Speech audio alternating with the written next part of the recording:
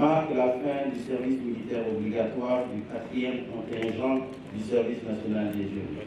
Elle intervient à un moment où, à l'unisson, le peuple malien est plus que jamais fier de ses forces armées et de sécurité et se glorifie franchement de son instrument de défense. Excellence, Monsieur le Président de la Transition, chef de l'État, chef suprême des armées, le service national des jeunes a pour mission de contribuer à parfaire l'éducation et la formation physique, civique et professionnelle de ses usagers et ses libérés sont versés dans la réserve stratégique. Dans un souci de rehausser l'esprit civique, l'esprit de discipline et de patriotisme au sein de l'administration malienne, vous avez, Monsieur le Président de la Transition, décidé le 31 mars 2022 que cette formation soit élargie à tous les nouveaux admis de la fonction publique de l'État, de la fonction publique des collectivités et des autres statuts. Cette lumineuse idée, celle de l'accomplissement du service militaire obligatoire par les fonctionnaires, répond à un besoin pressant et urgent.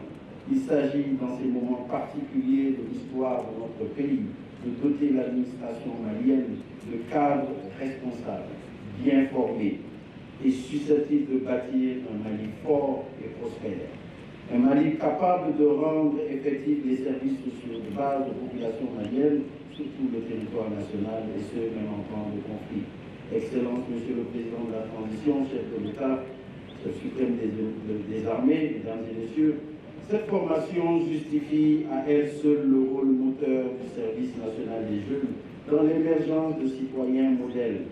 Elle sert aussi à impulser l'employabilité des citoyens non fonctionnaires à travers la formation professionnelle. C'est pourquoi je voudrais solliciter, Monsieur le Président de la Transition, votre implication personnelle pour plus de moyens. Pour d'une part, recruter un nombre plus important de candidats et d'autre part, réaliser la construction du siège de la direction du service national des jeunes et du centre de formation. Excellence, Monsieur le Président de la Transition, le 21 septembre 2023, vous avez pris le décret fixant le statut particulier de la réserve des forces armées et de sécurité. Ce choix hautement stratégique et important permet aux réservistes de renforcer et d'apporter un concours aux forces armées et de sécurité. Elle permet de raffermir les relations armée-nation. Excellence, Monsieur le Président de la Transition, Mesdames et Messieurs, les 274 recrues au départ sont aujourd'hui 260, dont 28 personnels féminins et des personnes vivant avec handicap. À avoir terminé avec brio cette phase de formation physique et civique. Ces recrues du 4e contingent du SNJ ont durant 6 mois appris les rudiments du métier des armes. Elles ont également et surtout été façonnées pour faire d'elles des citoyens modernes.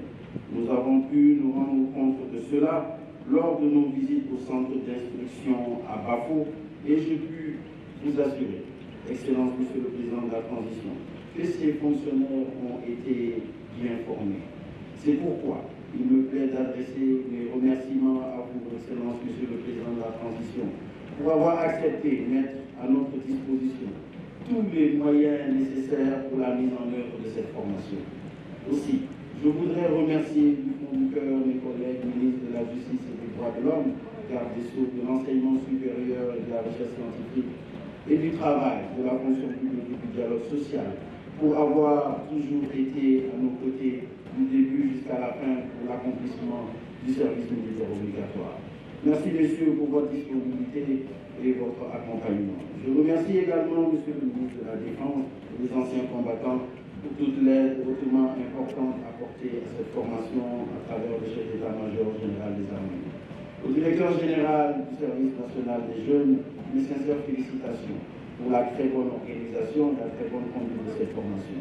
Monsieur le directeur général, vous transmettrez à tout le personnel de l'encadrement mes remerciements pour le travail bien fait. Excellence, Monsieur le Président de la Transition. M'adressant aux recrues, j'ai été particulièrement impressionné par la qualité des différentes restitutions et exécutions lors de mon passage au centre d'instruction à Bafo. Chers recrues, ces chers recrues ne savaient rien ou presque rien de la vie militaire. Mais depuis le 25 avril 2023, les recrues vous avez appris à vivre autrement. Vous avez appris à vivre en soldat et ainsi vous avez acquis des réflexes militaires. Vous êtes familiarisé avec des matières qui ont permis de développer en vous des valeurs et des qualités nécessaires, voire indispensables à une vie de société harmonieuse et en tant que fonctionnaire et en tant que citoyen tout court.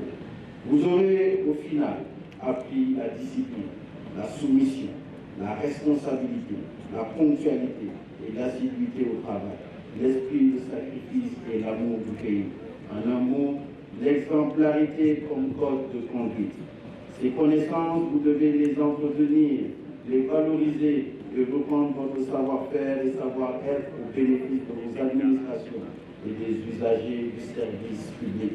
Excellence, Monsieur le Président de la Transition, chef de l'État, chef suprême des armées, je ne saurais terminer sans mentionner le 14 novembre, date historique, mémorable, d'un martyr glorieux de la grande armée du Mali, dévouée, fixée sur son objectif, mais surtout victorieuse et libératrice. Excellence, Monsieur le Président de la Transition, sous votre leadership, nos femmes ont déchaîné le cœur d'espoir, la confiance des Maliens.